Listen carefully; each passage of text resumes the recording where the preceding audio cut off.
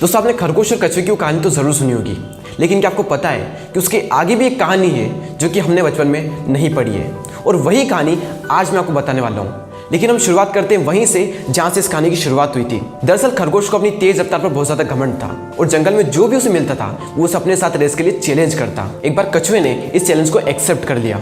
दोनों के बीच रेस शुरू हुई।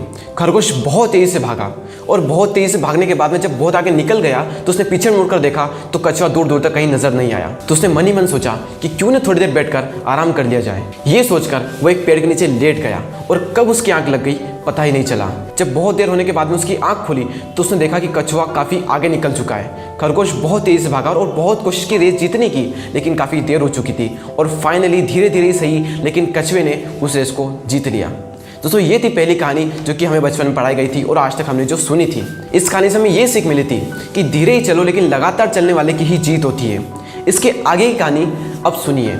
रेस हारने के बाद में खरगोश काफ़ी निराश हुआ और उससे अपनी गलती समझ में आ चुकी थी कि अगर वो वहाँ पर रुकता नहीं तो कछुआ कभी भी उसे रेस में हरा नहीं सकता था। इस बार फिर से खरगोश ने कछुए को रेस के लिए चैलेंज किया। पहली रेस जीतने के बाद में कछुआ कॉन्फिडेंस से भरा हुआ था और उसने इस रेस को भी एक्सेप्ट कर लिया। इस बार फिर से रेस शुरू हुई। खरगोश बहुत तेजी से भागा लेकिन इस बार रुका नहीं और वहीं कछुआ बहुत धीरे धीरे चल रहा था। खरगोश बहुत तेजी से भागा और कछुए को एक बहुत बड़े मार्जिन से हरा दिया। ये थी दूसरी कहानी और इस कहानी से हमें ये सीख मिलती है कि धीरे चलना लगातार चलना सही है, लेकिन उससे भी बेहतर है तेज चलना और लगातार चलना आज की डेट में। लेकिन ये कहानी अभी खत्म नहीं हुई है, इसके आगे भी एक कहानी है, वो अब सुनिए। इस बार खरगोश नहीं बल्कि इस बार कछुआ खरगोश को रेस के लिए चैलेंज करता है, लेकिन इस बार रेस के जो रूल्स होते हैं वो अपने मुताबिक तय करने को बोलता है और खरगोश इस चैलेंज को एक्सेप्ट कर लेता है। इस बार तीसरी रेस शुरू होती है और जैसे ही रेस शुरू होती है हमेशा की तरह फिर से खरगोश बहुत आगे निकल जाता है कछुए से। लेकिन जब खरगोश आगे जाता है तो वहाँ रास्ते में एक नदी होती है और खरगोश कभी भी नदी को तैरकर पार नहीं कर सकता था। कछुआ धीरे धीरे सही लेकिन लगातार चलता रहा और फाइनली नदी तक पहुंचा।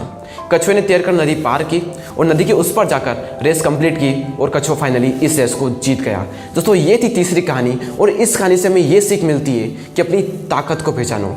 खरगोश कछुए से काफ़ी तेज था लेकिन फिर भी कछुए ने इस रेस को जीत लिया। क्यों? क्योंकि कछुए ने अपनी ताकत को पहचाना।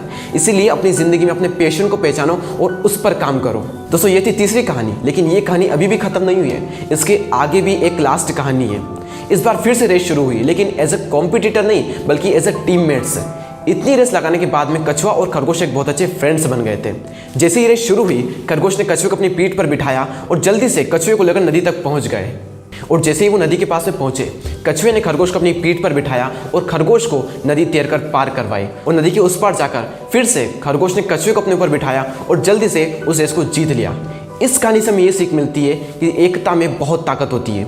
तीसरी कहानी में कछुआ जीत तो गया था लेकिन बहुत ही धीमी रफ्तार से जीता था। इस कहानी में दोनों जीते और बल्कि बहुत तेज रफ्तार से जीते। तो ये थी 4 कहानियाँ। इन चारों कहानियों की सीख को एक बार मैं आपको फिर से बता देता हूँ। पहली कहानी से हमें ये सीख मिली थी कि धीरे ही चलो लेकिन लगातार चलो। दूसरी कहानी से हमें ये सीख मिली थी कि धीरे चलना लगातार चलना अच्छा है, लेकिन उससे भी बेहतर है तेज चलो और फिर लगातार चलो। तीसरी कहानी से हमें ये सीख मिली थी कि अपनी ताकत को पहचानो, अपने पैशन पर काम करो, आपकी जीत निश्चित है। और चौथी सीख ये है टीम वर्क करो, क्योंकि एकता में बहुत ताकत होती है। दोस्तों उम्मीद करता हूँ कि आपको ये वीडियो पसंद आया होगा। मैं मिलता हूँ आपसे अगले वीडियो में। Thanks for watching guys.